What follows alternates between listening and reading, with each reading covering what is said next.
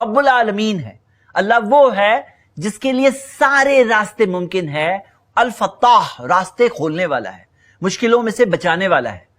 ہم دیکھتے ہیں کہ اللہ تعالیٰ کی مدد کیسے پائیں، اس مدد کو پانے کے کچھ ذریعے ہیں جو قرآن و حدیث میں دیے ہوئے ہیں، اور ان ذریعوں میں ایک بہت ہی اہم ذریعہ سورہ بقرہ سورہ 2 آیت نمبر 153 میں 2 ذریعے ذکر ہے۔ اللہ تعالیٰ نے فرمایا یا ایھا الذین آمنوا استعینوا بالصبر والصلاۃ، اے ایمان والو مدد حاصل کرو صبر کے ذریعے اور صلاح کے ذریعے، ان اللہ مع الصابرین، یقیناً اللہ صبر کرنے والوں کے ساتھ ہے۔ تو صبر اور صلاح اللہ کی مدد حاصل کرنے کا ذریعہ ہے۔ کچھ لوگ ہوتے ہیں پریشانی آتے ہی ٹوٹ جاتے ہیں، ذرا بھی برداشت کا مادہ نہیں ہوتا ہے۔ تو اگر ایک انسان تھوڑا صبر کرے نا، یہ صبر اللہ کی مدد پانے کا ذریعہ ہے۔ اسی طرح نماز جو ہے، نماز بھی اللہ کی مدد حاصل کرنے کا ذریعہ ہے۔ اگر ہم نماز پڑھتے ہیں تو اللہ کی مدد ملتی ہے۔ یہ ہو گیا پوائنٹ نمبر 6۔ پوائنٹ نمبر 7، قرآن میں سورہ طٰہٰ سورہ 20 آیت نمبر 14 میں ذکر ہے اقیم الصلاۃ لذکری، نماز قائم کرو میری یاد کے لیے، اللہ کی یاد کے لیے۔ اور میرے بھائی میری بہنیں، دن میں 5 بار جب ایک انسان نماز پڑھتا ہے نا تو اللہ کی یاد اس کے دل میں آ جاتی ہے، اور یہ یاد ذریعہ ہے سکون کا۔ اور یہ ہے ہمارا پوائنٹ نمبر 8 کہ نماز کے ذریعے سکون ملتا ہے دل کو چین و اطمینان ملتا ہے، جس چین و اطمینان کے لیے لوگ کیا کیا کر رہے ہیں آج۔ ایسا ہونے لگتا ہے کہ میں کوئی اچھی سی ویکیشن پہ جاؤں تو سکون ملے گا، اچھا سا گھر ہو، بہت ہی اچھی سینری کے پاس ہو، بہت اچھا فرنیچر ہو۔ لیکن حقیقت یہ ہے بہت سارے لوگ ہیں جن کے پاس یہ سب کچھ ہے، پھر بھی خودکشی کر کے مرتے ہیں، پھر بھی نیند کی گولیاں کھا کھا کے جیتے ہیں۔ تو حقیقت یہ ہے سکون کہاں ہے؟ اور یہ سکون جو ہے نا اتنی قیمتی چیز ہے، کروڑ روپے خرچہ کر کے نہیں مل سکتی ہے، لیکن نماز جو پڑھتے ہیں اس میں اطمینان اور سکون ملتا ہے۔ اللہ تعالیٰ نے فرمایا سورہ رعد سورہ نمبر 13 آیت نمبر 28، الا بذکر اللہ تطمئن القلوب، در حقیقت اللہ کی یاد میں، اللہ کے ذکر میں دلوں کو اطمینان ملتا ہے۔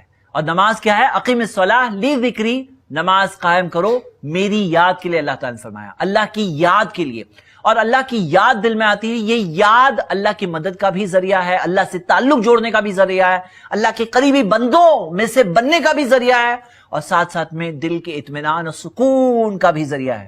یہ نماز کے ذریعے دل کو چین ملتا ہے۔ میرے بھائی میری بہنیں، جو لوگ پہلی بار سجدہ کرتے ہیں نا، چاہے وہ اسلام میں نئے داخل ہوئے ہوں، چاہے وہ ایسی زندگی جی رہے تھے جس میں دین سے دور تھے، لیکن جو سجدہ کرتے ہیں تو جو چین ملتا ہے، جو سکون ملتا ہے، جو اطمینان ملتا ہے، وہ چیز کا کوئی کمپیریزن نہیں ہے اس پوری دنیا میں۔ اس سے پہلے کہ ہم نماز کا طریقہ ڈیمانسٹریشن سٹارٹ کریں، میں آپ کے سامنے 6 ایسے پوائنٹس رکھنا چاہتا ہوں جن باتوں کا اگر ہم خیال رکھیں تو انشاءاللہ ہمیں اپنی نماز میں زیادہ ثواب ملے گا۔ ہاں میرے بھائی میری بہنیں، نماز میں ثواب میں فرق ہوتا ہے۔ حسان بن عطیہ رحمہ اللہ تابعی ہے، انہوں نے کیا خوب فرمایا، انہوں نے کہا ان رجلین لیکونان فی الصلاۃ الواحدہ، 2 لوگ ایک ہی نماز میں کھڑے ہیں، وانما بینہما فی الفضل کما بین السماء والارض، اور دونوں کے ثواب میں ہو سکتا ہے اتنا فرق ہے جیسے آسمان اور زمین کے بیچ میں فرق ہے۔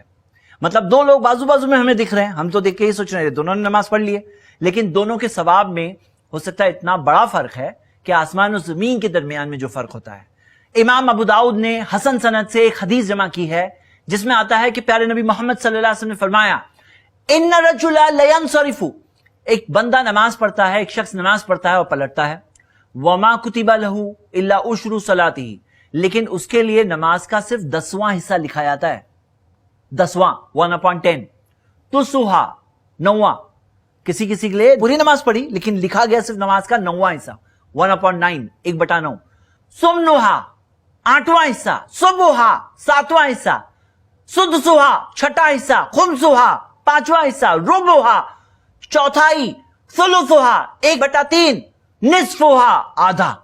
تو میرے بھائی میری بہنیں، نماز ہم پڑھ رہے ہیں لیکن کیا ہمیں پتا ہے کہ وہ نماز میں چند چیزوں کا خیال رکھیں گے تو ثواب زیادہ ملے گا، بلکہ ثواب کم نہیں ہوگا، ملٹیپلائی ہو کر ملے گا انشاءاللہ۔ آئیے شروع کرتے ہیں سب سے پہلا پوائنٹ، اور وہ ہے خشوع۔ قرآن میں آتا ہے سورہ مومنون میں سورہ نمبر 23 آیت نمبر 1 اور 2، قد افلح المومنون، بے شک مومنین کامیاب ہو گئے، الذین هم فی صلاتہم خاشعون، وہ جو اپنی نماز میں خشوع اختیار کرتے ہیں۔ تو جو مومنین خشوع اختیار کرتے ہیں اللہ ताला ने फरमाया वो लोग तो कामयाब हो गए।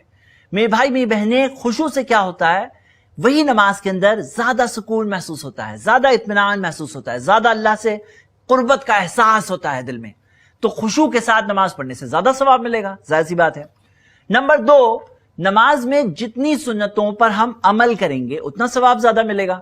बहुत सारे लोग क्या कहते हैं, जब उन्हें नमाज के तरीके के ताल्लुक से बात बताई जाती है तो कहते हैं कि अगर ये नहीं करेंगे तो नमाज क्या हो जाएगी? तो हाँ, जवाब होता है कई बार, हाँ हो जाएगी नमाज।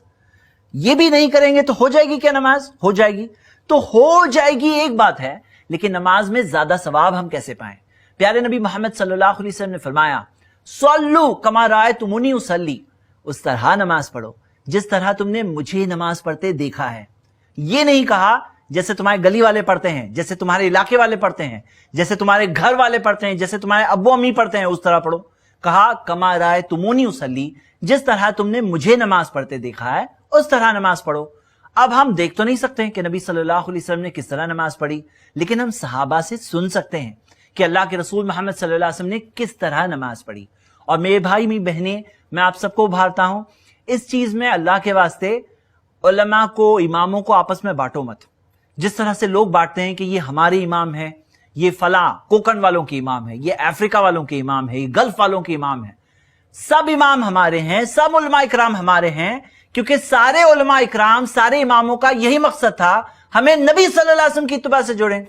किसी ने ये तो नहीं किया कि मेरे मानने वाले बन जाओ, मेरे फॉलोअर बन जाओ, मेरी बात मत छोड़ना। सबने यही कोशिश की कि नबी सल्लल्लाहु अलैहि वसल्लम की सुन्नतें हम तक पहुंचाएं। तो अगर कोई नबी सल्लल्लाहु अलैहि वसल्लम की सुन्नत किसी और आलिम के पास है, वो दलील दे रहे हैं, कुरान और हदीस से दलील दे रहे हैं, और अगर दलाइल की रोशनी में बात वाज़ेह है, फिर ये मत कहो ये हमारे इमाम नहीं है। नहीं, सब उलमा इकराम हमारे हैं, उन्हें हम आपस में नहीं बांटते। हम नबी सल्लल्लाहु अलैहि वसल्लम की हदीसों को फिर आपस में नहीं बांटेंगे। जिस तरह से बाज लोग हदीसों को बांटने लगते हैं कि ये हदीस वो लोगों की हदीस है, सब हदीसें हमारी है। क्योंकि आप खुद सोचो, कल कब्र में होंगे, कयामत के दिन अल्लाह के सामने खड़े होना है, किसके अमाल काम आएंगे? हमारे खुद के ही तो अमाल हमें काम आएंगे ना।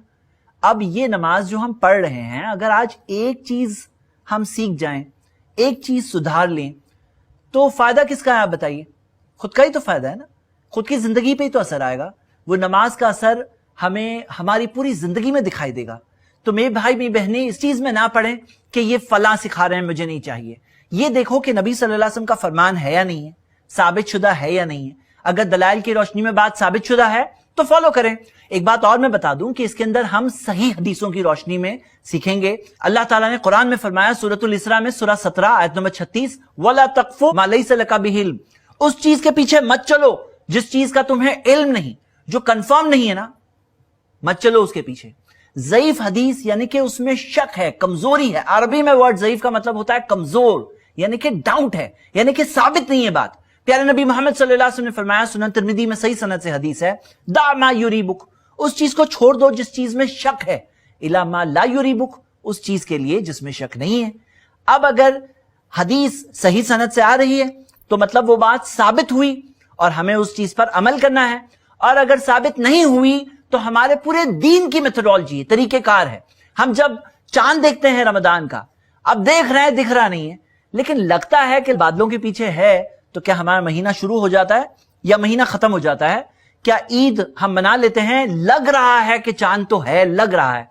नहीं, जब तक यकीन ना हो जाए, या तो देख ना ले या तो गवाही ना आ जाए, जब तक कंफर्म ना हो जाए, तब तक हमारा महीना ना शुरू होता है ना खत्म होता है। दीन के कई सारे मसाइल इसी चीज पर बेस्ड है कि शक वाली चीजों को हम नहीं फॉलो करते हैं।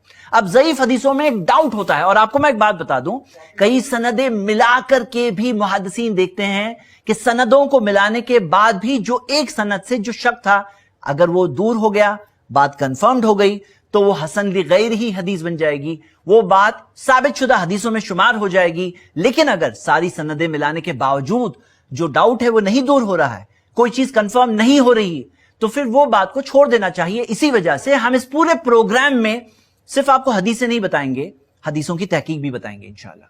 तो नमाज में ज्यादा सवाब कैसे हासिल करें? नंबर 1, खुशू के जरिए।